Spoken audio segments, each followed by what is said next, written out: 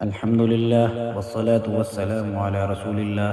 أما بعد، قال الله تبارك وتعالى في القرآن المجيد: أعوذ بالله من الشيطان الرجيم. بسم الله الرحمن الرحيم. شهر رمضان الذي أنزل فيه القرآن هدى للناس. صدق اللہ العظیم. اللہ تعالیٰ نے قرآن مجید کی آیت مبارکہ کے اندر فرمایا ہے کہ رمضان وہ مہینہ ہے جس کے اندر اللہ نے قرآن مجید کو نازل کیا، اور وہ کتاب ہے جو لوگوں کے لیے ہدایت لے کر آئی. پچھلی مرتبہ اسی آیت کے موضوع کے اوپر رمضان اور قرآن کا کیا تعلق ہے اس حوالے سے سنا تھا اور سمجھا تھا. آج ہم سیکھیں گے کہ قرآن مجید کی رمضان میں کیا فضیلت ہے پڑھنے کی. رمضان کے متعلق اللہ کے نبی علیہ الصلوۃ والسلام کی ایک بہت مشہور حدیث ہے کہ اللہ کے نبی علیہ الصلوۃ والسلام نے فرمایا کہ جس شخص نے اس مہینے میں یعنی رمضان المبارک میں کسی فرض کو ادا کیا، وہ ایسا ہے جیسے غیر رمضان میں 70 فرائض کو انجام دیا ہو، 70 فرائض کو ادا کیا ہو. یعنی رمضان کے اندر فرض کی ادائیگی کا جو ثواب ہے وہ 1 سے بڑھا کر 70 درجے بڑھا دیا جاتا ہے. قرآن مجید کا جو ایک لفظ ایک حدیث مبارکہ کے اندر آتا ہے، پڑھنے پر 10 نیکیاں ہیں. ایک حرف کیا ہے؟ الف، لام اور میم. یہ 3 حرف ہیں. الف علیحدہ ہے، لام علیحدہ ہے اور میم علیحدہ ہے. یعنی ٹوٹل 30 نیکیاں. اور رمضان کے اندر یہ نیکیاں 70 درجے بڑھ جاتی ہیں. اس سے آپ اندازہ لگا سکتے ہیں رمضان کے اندر یہ 30 نیکیاں بڑھ کر کہاں تک پہنچ سکتی ہیں.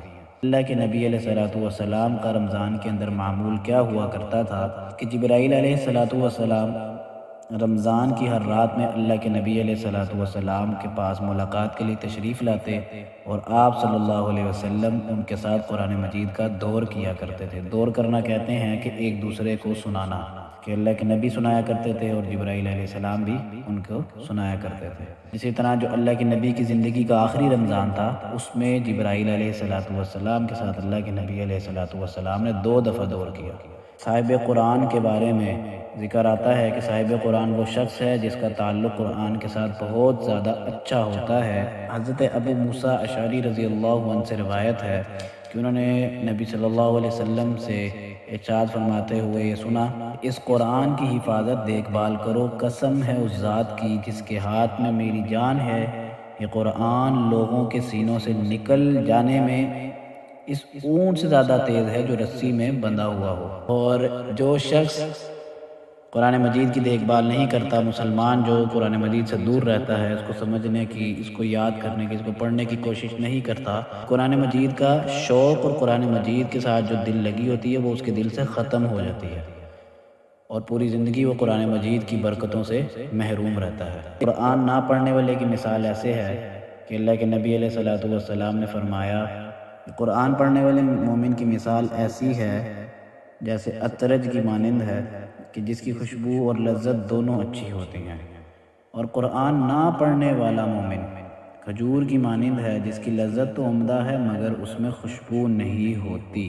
ایک اور روایت آتی ہے قرآن پڑھنے والے کے بارے میں کہ اللہ کے نبی علیہ الصلوۃ والسلام نے فرمایا کہ جو شخص قرآن مجید کو خوش الہانی سے نہیں پڑھتا وہ شخص ہم میں سے نہیں ہے. صحیح بخاری کی ایک روایت ہے کہ اس میں آتا ہے کہ اللہ تعالیٰ اتنا متوجہ ہو کر کسی چیز کو نہیں سنتے جتنا قرآن کو متوجہ ہو کر سنتے ہیں. جب پیغمبر صلی اللہ علیہ وسلم اس کو اونچی آواز سے خوش آوازی اور خوش الہانی سے پڑھتے ہیں کہ جب نبی صلی اللہ علیہ وسلم قرآن کی تلاوت کیا کرتے تھے تو اللہ تعالیٰ کتنے متوجہ ہو کے سنتے تھے. اور یہی بات ہر مسلمان کے لیے ہے کہ جب مسلمان خوش الہانی، خوش آوازی اور اچھے انداز میں قرآن مجید کو پڑھے گا، اللہ تعالیٰ بھی اس کو متوجہ ہو کر سنیں گے اور اللہ تعالیٰ اس کا بہترین اجر بھی دیں گے. اور قرآن سیکھنے کے بارے میں، اس کا علم حاصل کرنے کے بارے میں حضرت ابو ذر رضی اللہ تعالی عنہ بیان فرماتے ہیں کہ رسول اللہ صلی اللہ علیہ وسلم نے مجھ سے ارشاد فرمایا کہ تم صبح کو جا کر کتاب اللہ قرآن مجید کی ایک آیت سیکھو، یہ آپ کے لیے 100 رکعت نماز سے بہتر ہے. تو رمضان المبارک میں ہر مسلمان کو یہ چاہیے قرآن مجید کو پڑھنے کا زیادہ سے زیادہ اہتمام کرے. اللہ تعالیٰ سے دعا ہے کہ ہمیں قرآن مجید کے ساتھ اس رمضان کے اندر زیادہ سے زیادہ تعلق بنانے کی توفیق دے اور قرآن کو سمجھنے اور اس کی فضیلت کو سمجھنے کی توفیق عطا فرمائے. آمین. صدق اللہ العظیم.